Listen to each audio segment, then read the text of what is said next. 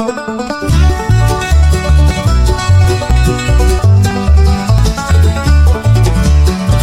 meet on hardwood floors, laughter still in front of doors.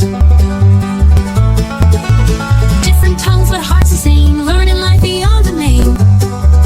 At the International English Cafe, talk your troubles right away, sip your tea and stories play. At the International English Cafe.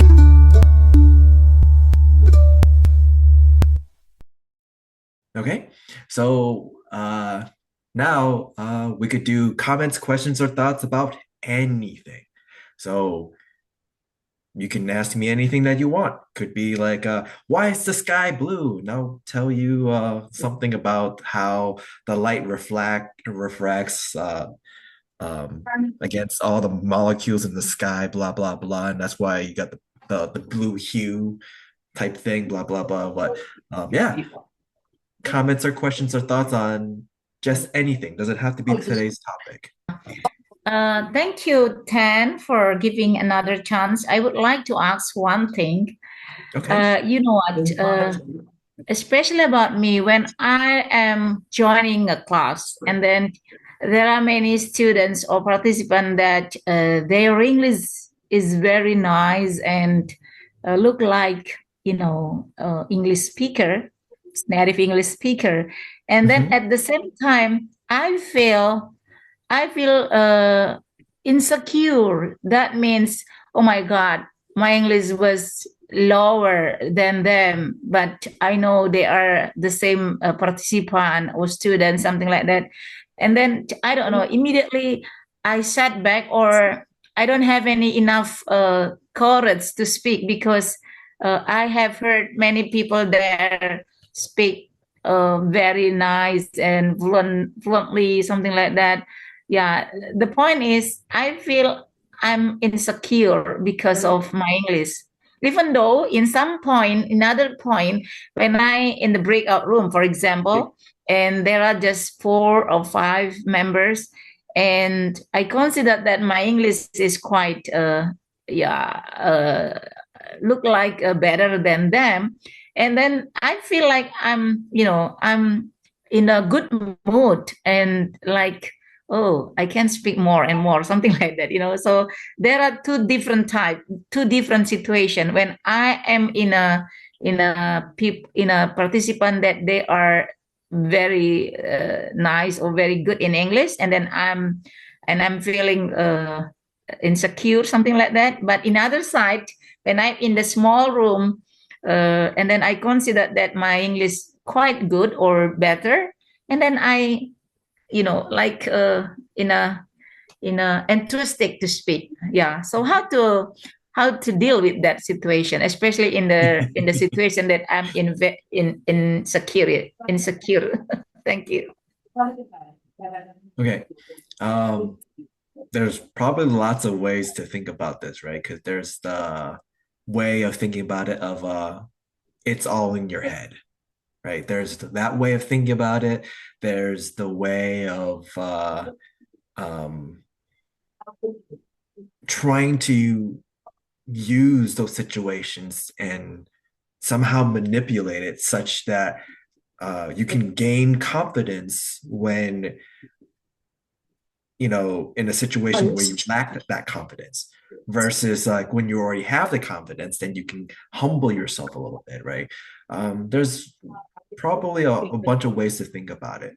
So to me, this is something, first off, it's up to you how you want to manage this, right? Because it's you, right? So when you feel not so confident amongst people that seem to be better than you, well, that's something where the sense of superiority that you feel that you're not as superior, you feel inferior, and then it leads you to then naturally be like weak, to feel overly shy. It's not necessarily good or a bad thing, but that's kind of just what happened, right? So how do you feel more confident? Well, part of it will be training yourself to take away the factor that makes you feel inferior to begin with. So this idea that other people are better than you. Okay. So what? They're a person. You're a person. So in terms of just simply that, you're all on even playing fields. There may be difficulty in maybe how you express yourself in order for them to understand or to be able to express things that you probably lack the vocabulary for, right? So there may be certain things like that. And this is part of where using a lot of that can help to motivate you to practice more and be better. So there's the other mentality of using those people to better yourself instead of like that sense of motivation, but then actually taking what they like the content from them or their manner of doing things and then using it for yourself. So it could be particular vocabulary that they like to use a lot, or anything in terms of that lexical resource, meaning vocabulary and or use of idioms and or things of ways to express things, right? Broadening your lexical resources in that way, right? Just based off of what they're saying. So you can then use that for yourself too, or even use it as a way to inspire you to broaden your lexical resources that may differ from them, right? However you like. There could be particular manners and how they speak. So speaking slowly, incorporating pauses, limiting the amount of crutch words, or I mean, things like that, right? But yeah, like through like overall, just with that, like whatever you're doing when it comes to people that are seemingly better than you, I would say use that as a way to either motivate or use it to improve yourself. Because in order for you to improve yourself, do you learn from someone that knows less than you? Or do you learn from someone that knows more than you? Right? Which way would actually help you to improve? And ideally, you would want to learn from someone that knows more than you in order for you to improve, because someone that knows less than you, well, you already know everything that they know. So you're not really going to improve. You're just going to stay stuck still. It's logically speaking, it's understandable. The difficult part is the emotional part of getting yourself to motivate yourself to go that way, right? Because that's the thing about us. Like, we're human, right? So we do have a sense of pride. We have a sense of that ego, and sometimes we do need to learn how to just let our ego down a little bit and do what's actually best for us. And then through there, then you build up your ego again.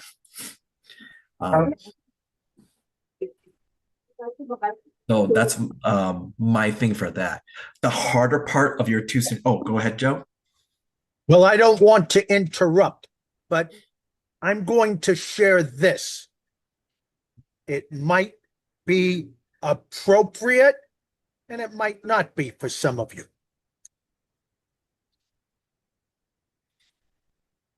Growing up in the country of Germany and playing with the German children. And of course, I learned German and they were learning English in the schools and playing with me. And they would always, and I remember this, tell me, wenn ich etwas nicht richtig sag, muss man helfen. If I don't say something correctly, help me. And I thought, no problem. And I did, just like they helped me with the German word or words. About 100 years later, I'm now living in the Philippines. And when I hear people speaking English, or they want to talk to me in English, they hesitate. They don't, because they're afraid they're going to say something wrong and people will laugh at them. So my point is, I know you experience many different emotions listening to people speak. But I also believe it's a cultural thing. Germans are not afraid to make mistakes and be corrected. They welcome it. Whereas in the Philippines, they have a saying, "You're making my nose bleed," which means they have to rise up to an occasion they're not used to, and they don't want to practice. Now, many do. Times are changing fast. But this is when I first got here 20 years ago. They don't want to be embarrassed. And they don't want people to know they made mistakes. Hell, it's okay to make mistakes. It's okay to learn from others. Accept it and move on. That's part of the learning process. It's like a classroom online. And you just try to do the best you can. That's all anybody asks. And then, of course, the more you practice, you will become better. Thank you. Thank you. That's a good point with the cultural aspect because, oh, go ahead, Landey. Thank you. I would like to share about my own experience with Diana. In the past, I also have the feelings about communication with others. I think that is related to comparison.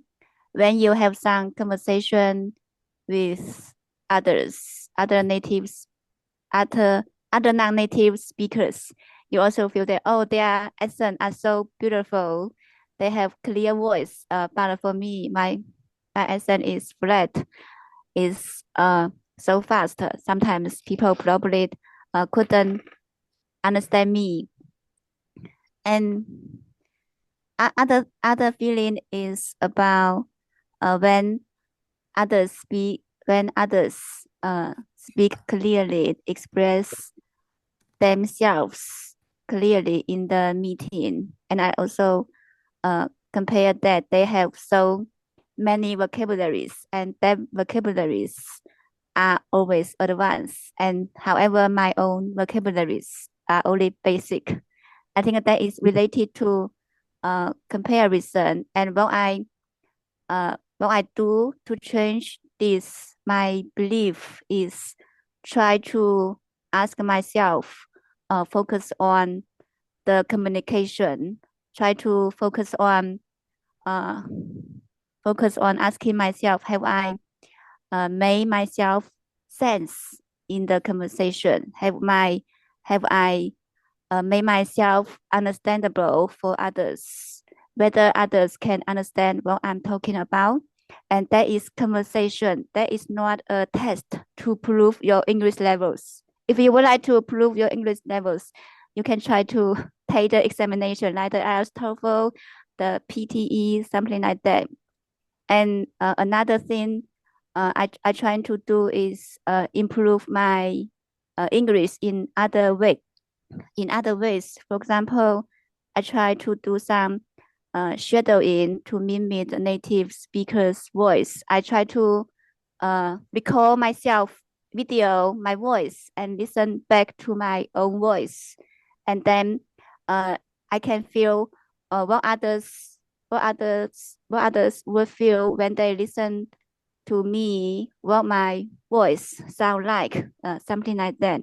And another thing is the AI tools. The AI tools sometimes I think for me, for my own experience, is helpful to help correct my grammar, because my vocabulary sometimes is also basic. So the AI can figure out I have some words are repetitive. I repeated the words again and again, and the AI can provide me some synonyms, can help paraphrase my words. So that is what I'm trying to do. So when you engage in a conversation, you need to focus on whether you make yourself sense, whether you make yourself understandable, or not to compare your English levels with others, because you are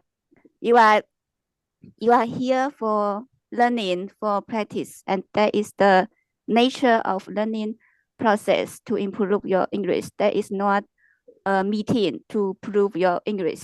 Yes, that is what my experience. Thank you. Excellent. May I get this in very quickly? In again, another story.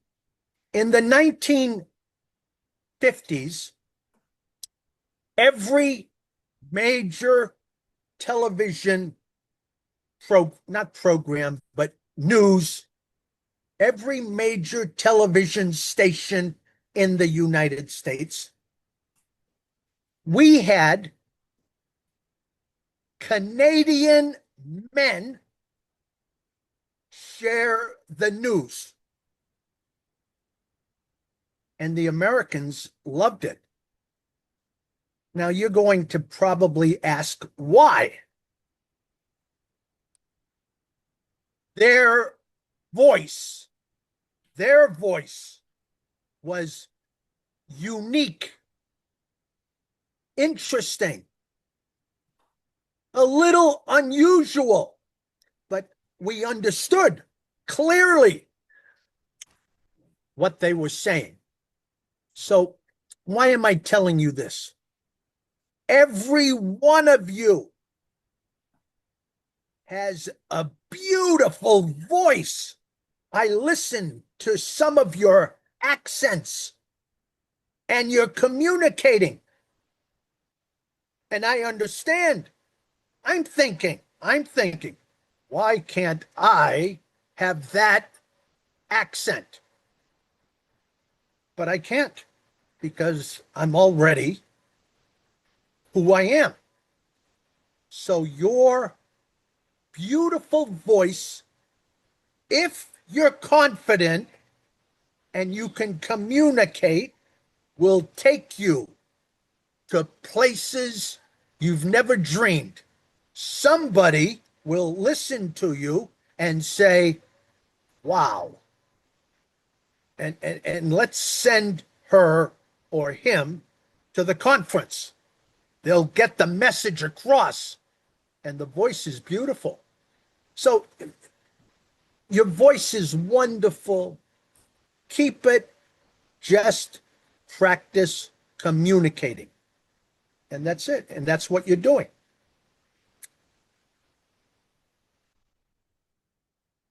Sounds good. Okay. So for Diana, like, because this is a two-parter, right? So the one part of it was the lack of confidence when you're interacting with people that seems to have better English, right? So you can see from examples from both Joe and Landey of how you can use it to either rise to occasion or just not let it get to you, because sometimes it's just that sense of comparison, right? And maybe it's not necessarily better, but it's just different. But the second part, right, is when you feel the sense of confidence, when you feel that your English is better, especially when you're in that smaller group. Now, I would say this is the tougher one to deal with. Part of it you could tap into. Now, I don't know if this is amongst all Asian culture, but there's that kind of I think it might be Confucianism in this respect, right? This sense of being able to humble yourself.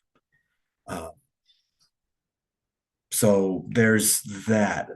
But how to do it, it depends on the person, because this is where you would need to get to know yourself and how you would do to humble yourself. One way I like to think about it is from Spider-Man, right? With great power comes great responsibility. So in this case, if you feel like you're the one that's the better, right?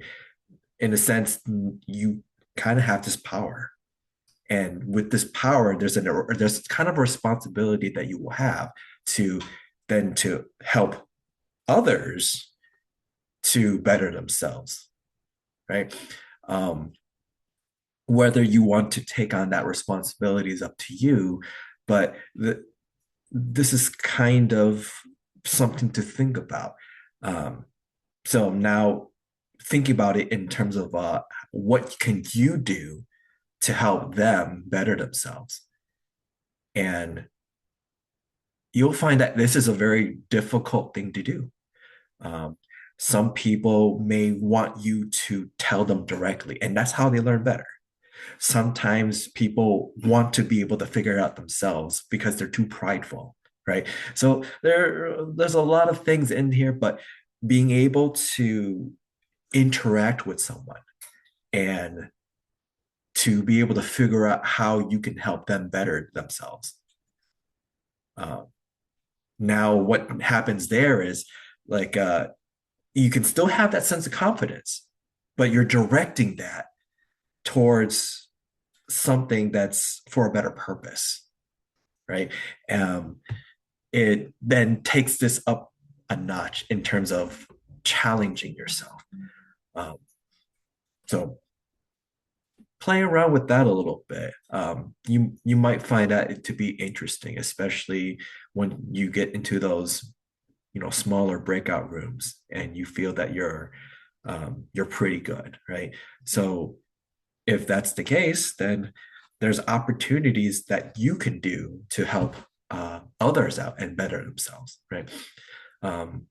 Otherwise, if it's the other way around, where if it's them, you feel like they're better than you, there's lots of note taking for you to do to be able to then quote unquote better yourself. Overall, this is one of those things to me that I feel it's more individual. We all have our different goals, our different modus operandus or MOs in terms of what we do and how we do, certain protocols or steps to processes of how we function. So being able to know how to tweak a little bit of that or use some of that to be able to deal with how you feel when you're in those situations, right? Then it will then at least mitigate some of those scenarios of feeling inferior or feeling way too superior, so that you can bring yourself into this kind of median that that makes you feel a little bit more better. So I will say the flip side is a little bit more interesting of a challenge.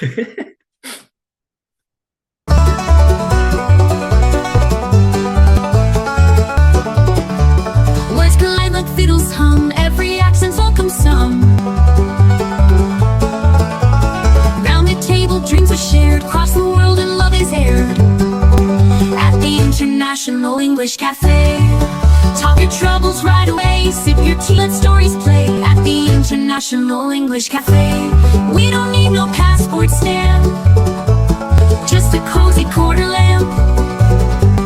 Face to face we find the way in a little cafe day after day.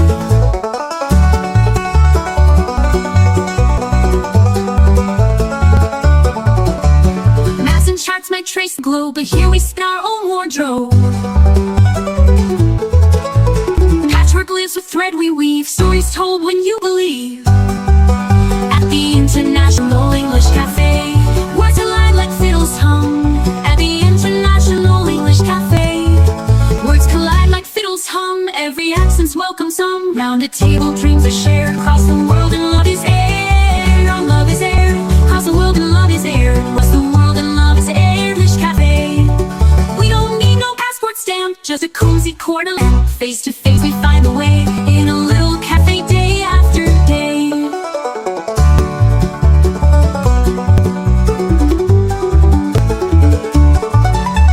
Maps and charts might trace the globe, but here we spin our own wardrobe.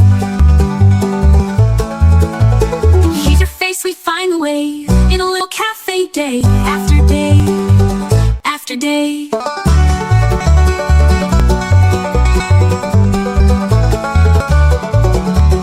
Maps and charts might trace the globe, but here we spin our own wardrobe. But here we spin our own wardrobe. But here we spin our own wardrobe. Patchwork little cafe day. Hey, accent charts might trace the globe.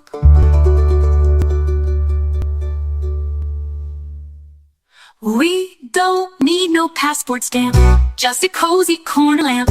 Face to face we find the way in a little cafe day after day.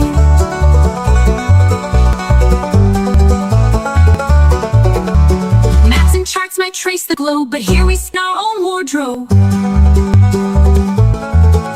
But here we spin our own wardrobe. Patchwork lives with thread we weave.